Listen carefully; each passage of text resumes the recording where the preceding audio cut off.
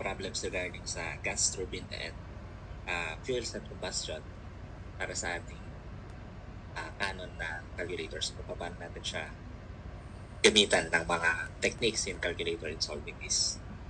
So, let me read first the problem. Sabi dito, a gas turbine working on air standard Brayton cycle as air entered into the compressor at atmospheric condition and 22 degrees Celsius. The pressure ratio is 9 and the maximum temperature in the cycle is 1077 degrees Celsius. So compute for the efficiency per kilogram of air, 8%. So naghanap ng thermal efficiency. So when we are dealing with Brayton cycle, naghahanap lang ng thermal efficiency. One thing na kailangan yung pansinin agad is yung pressure ratio. Ayan. So pag mayroon kayong pressure ratio, mabilis yung makakompute yung kanyang efficiency. Diba? So it was already been derived, diba? And I hope na meron din sa concept, pinakita yan.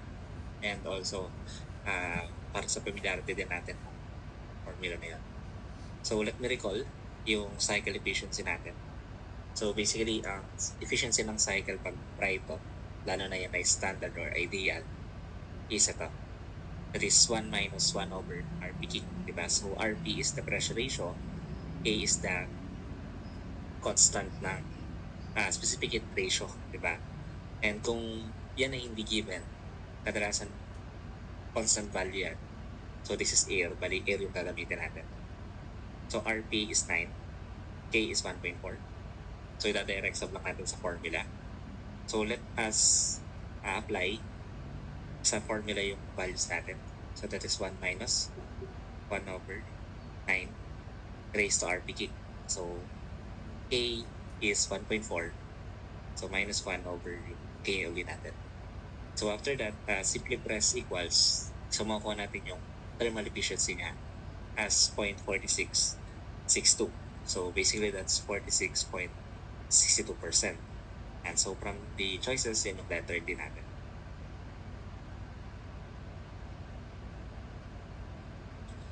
And so let us have other problems then sa ating gas turbine power plant regarding dun sa ating topics na pwede natin gamitan or applyan ng Caltech.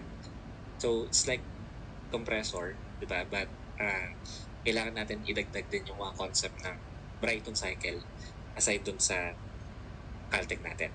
So may mga problems talaga na ganito. And hopefully, makita natin, mas-spot natin kung tuwing kailan siya ginagamit. So, basahin ko muna yung problem. A Brayton cycle operates between temperature limits of 300 Kelvin and 1773 Kelvin. So what is the temperature at the end of the isentropic compression so that the work of the cycle is maximum?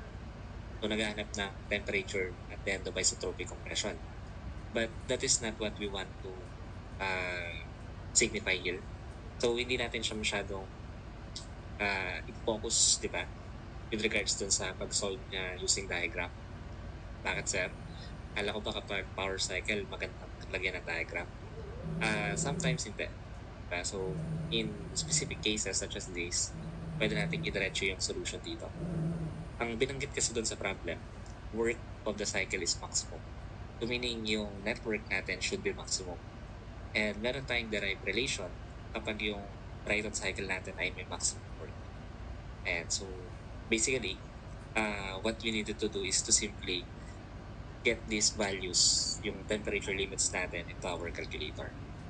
And so, let us have yung ating solution para dito sa problem na yan.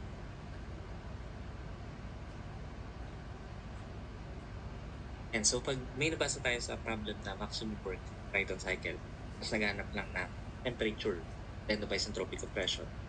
The idea behind that is yung temperature after ng compression should be the same sa temperature after ng turbine.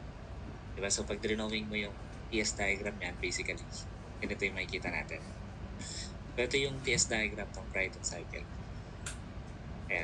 And kapag maximum yung work, tulad ng nabanggit ko kanina, yung temperature at the end of the isentropic compression ay pareho dun sa temperature ng paglabas ng turbine. So, ito yung ating cycle this is after compression, yung 0.2 natin. Trasan yan yung 0.2. So ito yung 1, yung 3. Yung exhaust sa turbine, that's 4. So pag equal itong dalawa, yung work na makukuha natin ay maximum. And so yun yung idea behind this, and I think has already been explained na rin naman sa concept. So how do we apply yung solution natin ng Caltech dito? We simply input yung points natin tsaka yung temperature, corresponding temperature niya. So let us just do that. And so since temperature limits, so meaning kailangan mo minimum tsaka maximum. So ito ay TS diagram. So ang minimum natin na kay 1, maximum natin na kay 3. So 1.1 yung temperature is 300, 0.3 ang temperature is 1773. So ang hinahanap yung temperature at the end of the compressor, that is basically 0.2, rather 0.4 din. But here, ang kukunin talaga natin yung 0.2 na. Diba? Mas madali siyang mas ma-appreciate or makakuha pag ginamitan natin ang Caltech natin.